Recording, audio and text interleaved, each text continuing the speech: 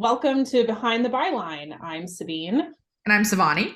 We are the co-founders of Hidden Compass, and we are here with journalist Jane Stevens, whose Chasing Demons story, Mayday at the Bottom of the World, appears in our autumn 2022 issue.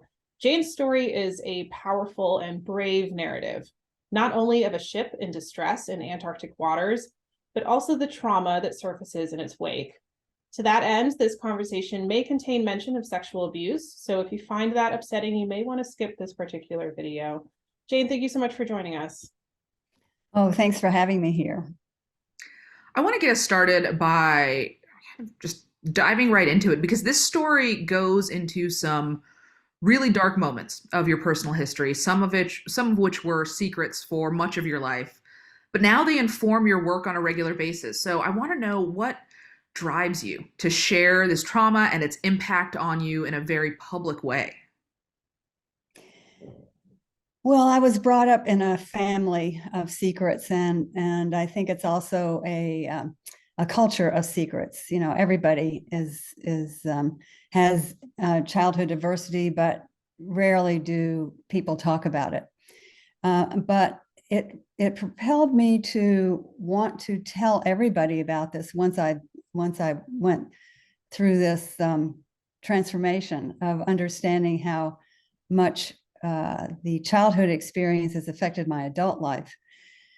And now it's a little like cancer. You know, there used to be a time when nobody talked about cancer, and it was just the C word. But now, you know, people have pink ribbons, and everybody talks about it.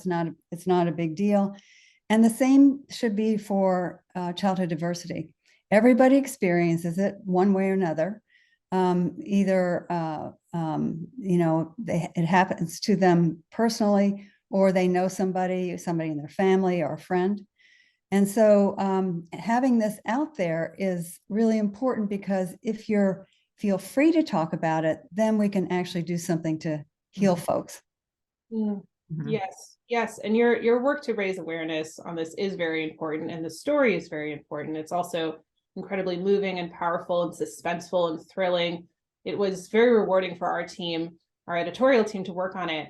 I'm curious, what was the most rewarding or impactful aspect of working on the story for you?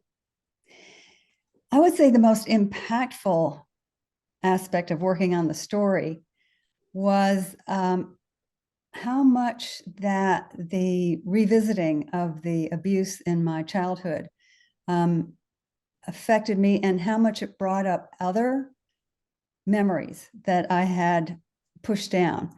And so it was hard, but it was wonderful, if that makes any sense, because it was good to get all that out, and to further solidify my understanding of how much this shaped my life, and how much I really don't want people to have to go through this. Yeah. I mean, Sabine already said it is an important story for so many reasons, and it is powerful. For those who are unfamiliar with Hidden Compass, when we publish a story, we also publish a patronage campaign. And that is a way to directly support our writers and the magazine. Our writers receive 50% of the proceeds from those campaigns on top of what we pay them. But it's a way to directly show that you are a partner in the storytelling that we get to do through Hidden Compass with writers like Jane. And so those campaigns are currently running. Jane, for anyone who has already contributed to your campaign, is there anything you'd like to say? Well, I would like, the reason I'm doing what I'm doing is to let more people know about childhood diversity and the amazing things that are being done to prevent it. And so I would, the more that I can do to help that is good. And also the more I can do to help journalists who are underpaid all the time to further their health, financial and otherwise. Well, it's great work that you're doing, Jane, and thank you so much for working with us. Thank you to our readers, to everyone who's already contributed. To those who haven't read the story, go check it out. You can also see more about Jane at her profile. We have profile pages for every journalist we publish. So go check that out and learn more about her and her work. Jane, thank you for joining us today. Thanks so much for having me.